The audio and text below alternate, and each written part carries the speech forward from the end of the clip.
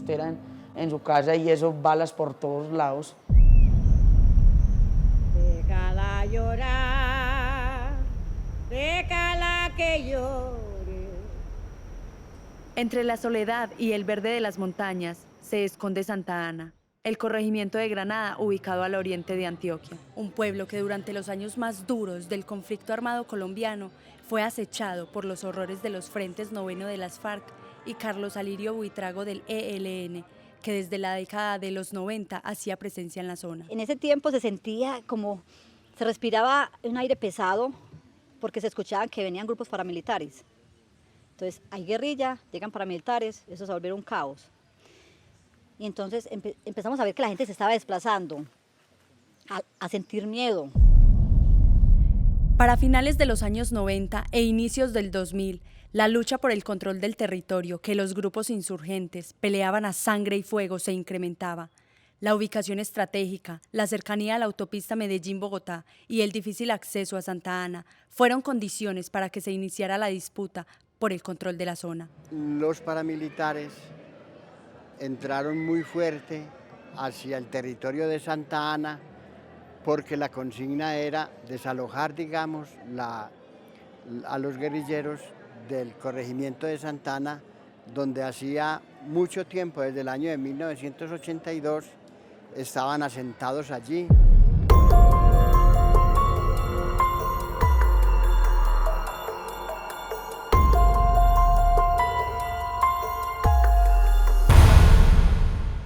Decían, somos de las Fuerzas Armadas Revolucionarias de Colombia, si eran las FARC, o el ELN, que también hacía parte de esos grupos por allá. Ellos empezaron a presentarse así y poco a poco se fueron tomando todo el pueblo. Ya con el tiempo no les importaba a ellos andar con sus armas, que los viera todo el mundo. Y ya uno pues sabía que ellos eran de un grupo armado. El conflicto armado interno que se libraba en Colombia entre las guerrillas del ELN, las FARC y los paramilitares por el control del territorio y el dominio de las rentas criminales en algunas zonas del país solo dejaba a su paso víctimas inocentes, muchas de ellas campesinos que vivían en zonas donde el Estado no hacía presencia. Ya debido a tanta presión por los grupos armados al margen de la ley, nos obligaban a que teníamos que colaborar, que el que no colaborara tenía que salir de la zona. También nos obligaban a que teníamos que traer mercado, comida. Entonces, si traíamos mercado para la guerrilla, no podíamos traer para nosotros. Entonces, a raíz de eso, pues, nos vimos en la obligación de irnos, porque aquí en el corregimiento no vendían nada, porque los grupos armados no permitían tener tiendas aquí. Entonces, teníamos que desplazarnos hasta el municipio de Granada.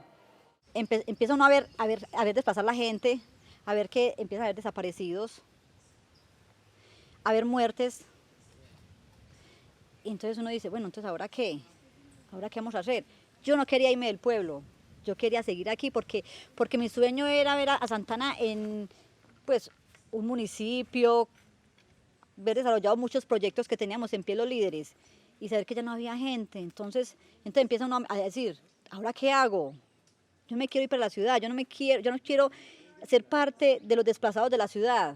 Muchas personas se fueron inocentes, que no tenían que ver con el conflicto y lastimosamente perdieron la vida. Entonces también perdió la vida de mi papá por las mismas razones, porque él no quiso colaborar. Aún Omaira recuerda con lágrimas aquellos duros momentos que vivió. Pasar de aquí a la ciudad, donde hago parte de un montón de gente, donde ya mi liderazgo ya no vale, hacer parte, sí, no, y llegar y empezar a mirar, o sea, yo cómo empiezo, cómo arranco, porque es que es volver a empezar, porque uno llega sin nada, no llega sin sus cosas, sí. Todavía se siente como esa más de impotencia. A tal punto fue la presión que ejercieron los grupos al margen de la ley, que de 500 habitantes que vivían en el casco urbano del corregimiento, solo quedaron 6. El resto fueron obligados a abandonar el territorio, provocando así uno de los desplazamientos más grandes del conflicto armado colombiano. En el 2002 y en el 2003, el corregimiento, pues el casco urbano del corregimiento quedó prácticamente vacío, solamente quedó el cura, el monaguillo y más o menos unas 4 ancianitas que no podían moverse pues ya de la zona urbana. Era tanta el aislamiento de la zona que prácticamente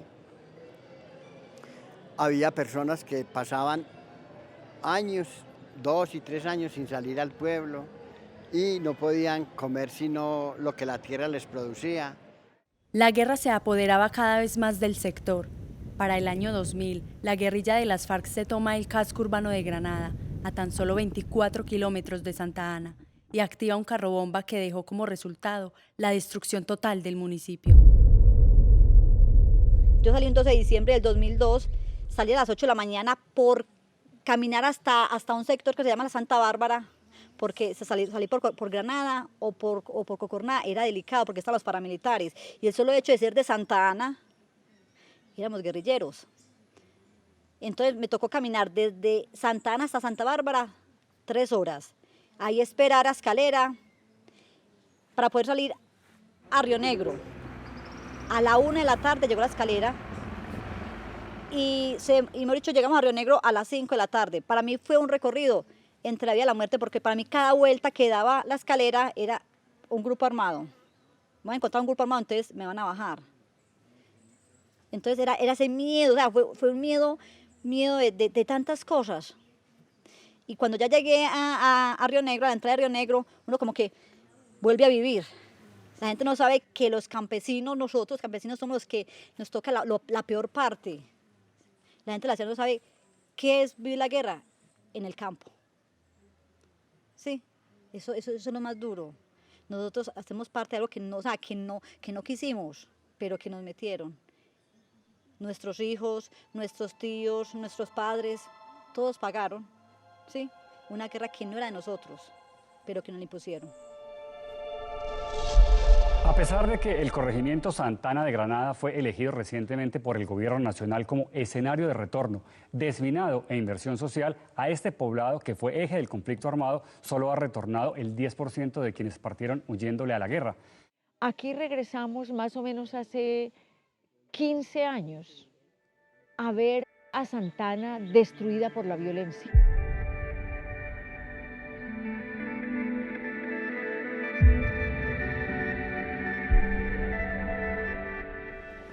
Y entonces todo era así, todo era destruido, todo era, pues, uno llega aquí y no dice, no, aquí no hay nada que hacer, volvamos y vámonos, pero no.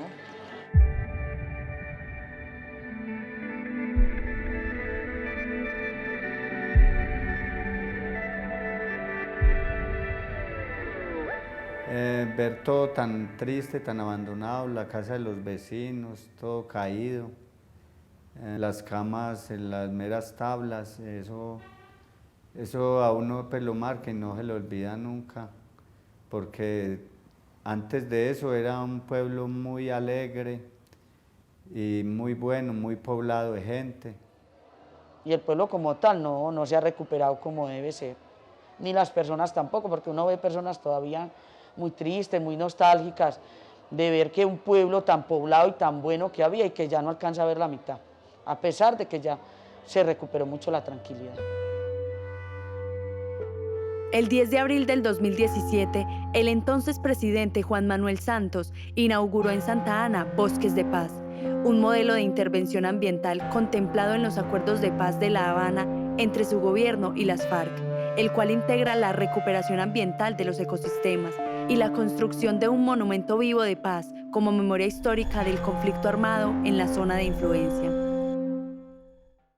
Bosques de Paz significa la oportunidad de reconciliarse como comunidad, de reconciliarse con la naturaleza, de homenajear a las víctimas, porque cada árbol va a tener el nombre de una víctima, y sembrar lo que es más importante para el futuro de nuestro país, sembrar paz. Yo venía ya pues con alegría a ver el Bosque de Paz, a ver qué tal.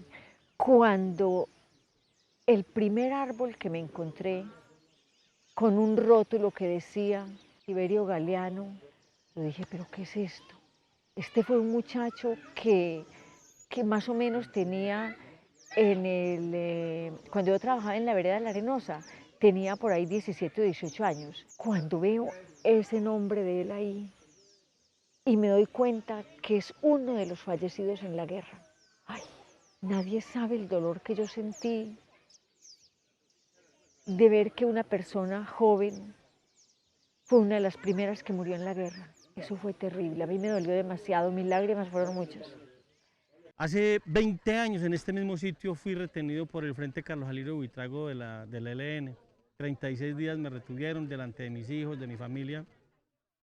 Y qué rico uno poder llegar hoy en condiciones de recordar, pero sin dolor, sin angustia, sino como lo ha vivido esta población de Santana, con la esperanza, con las ganas de salir adelante. Ya hoy en día tenemos que pensar que estamos en el proyecto de construir la memoria de todo lo que pasó en esa época terrible, en esa época que el pueblo colombiano no quiere vivir. Santana es hoy un modelo de resiliencia. Santana, un corregimiento que ha ido aumentando esa población, pero ha ido aumentando a partir de esperanza, de fe, de ganas de luchar, de que estos niños que hoy están haciendo parte de esta nueva generación encuentren en la guerra simplemente un recuerdo y una oportunidad para no repetirlo.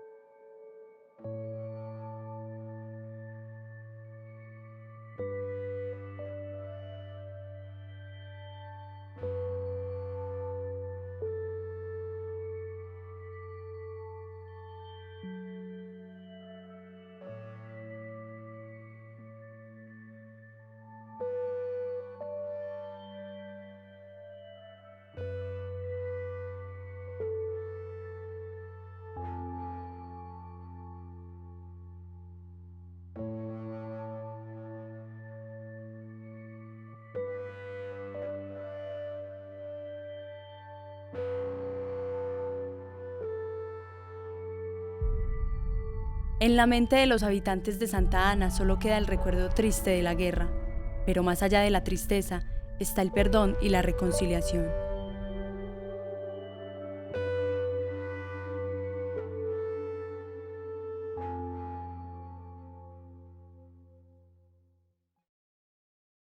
Uno pierde la esperanza y eso fue lo que me hizo volver, la esperanza de volver a ayudar, de volver a dar mi granito de arena para que Santana vuelva y salga adelante, ¿sí? Eso fue lo que me impulsó, la esperanza. Yo quiero mucho al pueblo, el campo, la tierra donde nací, yo la quiero mucho y sí, estoy dispuesto a volver cuando pueda y hasta quedarme por allá viviendo. Ya es muy bueno y Santana tiene un buen futuro. Si eso no nos mueve a construir la paz, a trabajar por la paz, ¿qué nos tiene que mover? ¿Qué nos tiene que pasar, por Dios? Uno siempre quiere volver a empezar, con dolor, pero no quiere volver a empezar.